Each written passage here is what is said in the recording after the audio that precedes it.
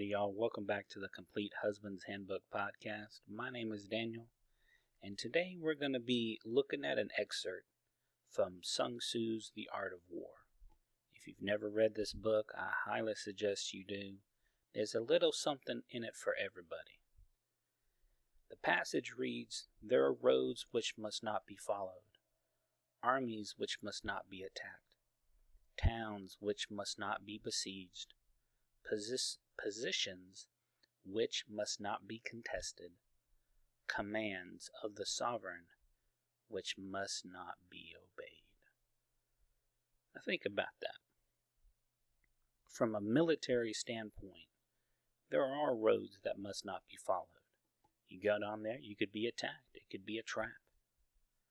Armies that must not be attacked. If you know you're going to lose, why would you attack an army? Towns which must not be besieged. If you're the invading army, why would you attack a town with high walls and a lot of supplies? Positions which must not be contested. If your opponent has the high ground, as we see in Star Wars, why would you attack it? If you have to go uphill the whole way, that just seems like a really stupid thing to do. And then the last one is commands of the sovereign which must not be obeyed. It could be an illegal law. It could be oppression. It could be many of those other things. But we as men need to make good choices. Do we spend time with our spouse and family? Or do we go out drinking with the buddies? Do we work a lot of that overtime under the guise of paying off bills? Or do we go on a vacation with the family? In relationships, obviously there are times when there's going to be fighting and arguing, but does that do more harm than good? Yes, we might be right. Yes, our way may be better, and it's probably faster. But is it worth it? Think about it. Is it really worth it? Think of the last argument you had with your spouse or significant other, fiance. Do you even remember what it was about? Was it worth the arguing and the fighting and the yelling? I bet each and every one of you were going to say no. What do we want out of life, guys? Let's be honest. What do we want? And once you figure out what you want, is it worth it? Does it meet our long-term goals? Do you have a plan? Can besieging the town or taking that goal, accomplishing whatever you want to accomplish, does it fulfill our dreams as men?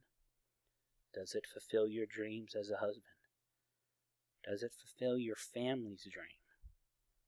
All these things need to be held account.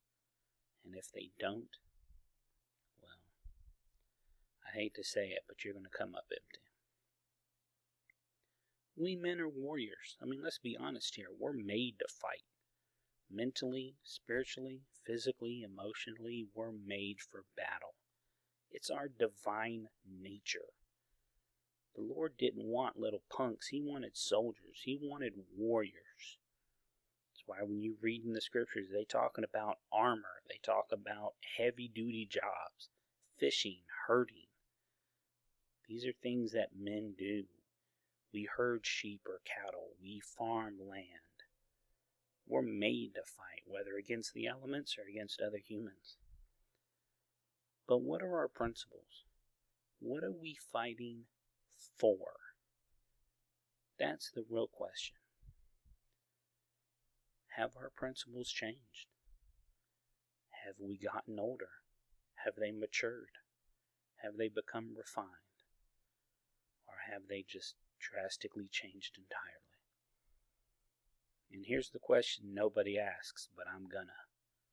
Should our principles change? Think about that. Should our principles change? And the last little bit, it talks about commands of the sovereign which must not be obeyed. Now, I'll be perfectly honest with y'all. Any government's better than no government. Some rights are better than no rights. I've been in countries where there are no rights. It's sad. Family members of mine have been in worse countries than those, and it's crazy. There will be a time when the government fails us. But how do we hold our city, our county, our state, or even our federal government accountable? Do we vote? Are we active in our governments? Who do we support? What do we support? And how do we support them? I just don't mean bitching online on Twitter or Facebook or whatever. I mean really support. Do you know who your representative is? Whether city, county, state, or federally. Do you know who your senator is? Be it state or federal. Are you an active voter? Do you do a deep dive into these candidates?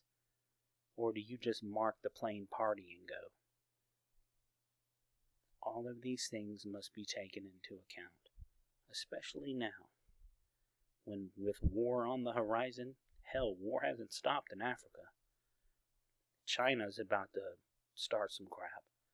Russia-Ukraine is now an international conflict where every side is jockeying for position.